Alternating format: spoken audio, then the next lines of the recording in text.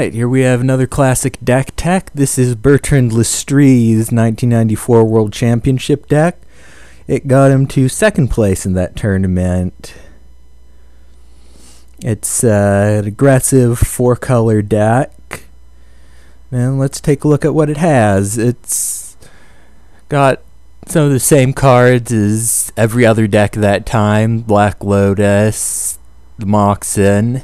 Although no Mox Pearl, I guess, because it's not a white deck. It's got an Icy Manipulator, which seems at odd with the otherwise aggressive theme of it. We'll get to in a minute, but I guess it taps down blockers. And Chaos Orb, which is just ridiculous in every way. There we have the meat of the deck, which is creatures. Curd Ape is the big one. Deck plays plenty of forests, so this guy can come down turn one and start hitting him for 2 a turn. And if they're not a fast deck and they can't deal with it, they're dead very quickly. Also beating down for 2, we have our Gotham Pixies, which gets past artifact creatures. I wish I could find some lists from the time that used artifact creatures, because if people were playing cards like this, they must have been pretty prevalent, but unfortunately there just aren't a lot of lists from 1994. A couple Whirling Dervishes also add up quickly in the damage department, 1, then 2, then 3, and so on. And got the odd man out, Birds of Paradise, just a mana guy.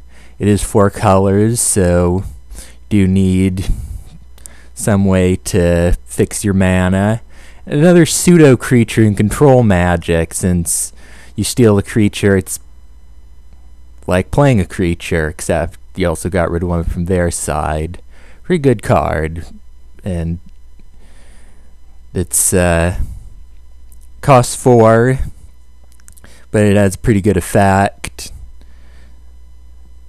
especially considering that most of the big creatures of the time didn't have any way to avoid it and cost at least that much.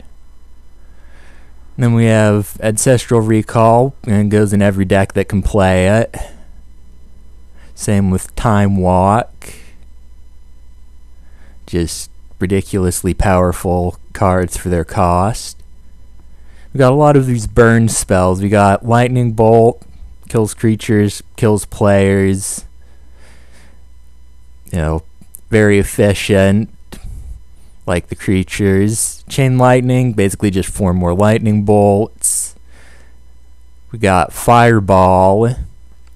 It's just more damage. It gives the deck something of a late game, since Curd Apes and Pixies aren't going to be doing a whole lot later on, and you don't want the game to get there, but if it does, you can always fireball them out.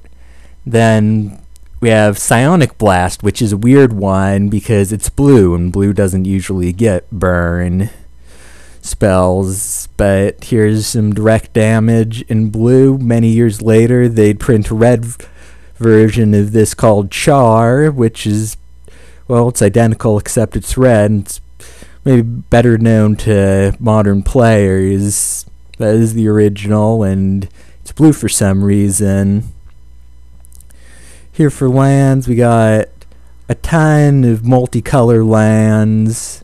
City of Brass, producing any color, a bunch of these 2-color lands. Mishra's Factory, which is part of the A plan of beating them down with creatures. It's another one where you can put down early and start hitting them, and it also provides mana when you need it. A few other cards worth talking about. We have Channel, which is just life for mana. It's an engine. It's a good engine. When you got Fireball, you can just pour all your life into the Fireball and make them very dead. Or Mind Twist, which is pretty good on its own, especially when you've got fast mana. You can just mind twist them out of the game sometimes. Demonic Tutor, Regrowth, they're whatever you want it to be. Cards in your deck, cards in your graveyard. Just nice to have choice. So we'll get the sideboard. We have an odd defensive card here in Force Field. We got some cards that go after specific strategy. City in a Bottle for Arabian Nights. Then wait, stop black, stop blue, stop white. Another control magic just for those problematic creatures. We got even more burn spells. We got the 3 Disintegrates, which when you bring them in, will make the deck more than a quarter direct damage. So you can really get them from a pretty high life total that way. And then rounding it out, we have 4 Serendibifreets, which is just another very efficient creature for the time. 3/4 in the air. It gets through most things. Not Sarah Angel, but most other things. If they have a way to stall up the ground, you bring in your Afridi and continue hitting them. The 1 damage to you doesn't really matter because the game should be over too quickly for it to add up. So this is what people were playing in 1994.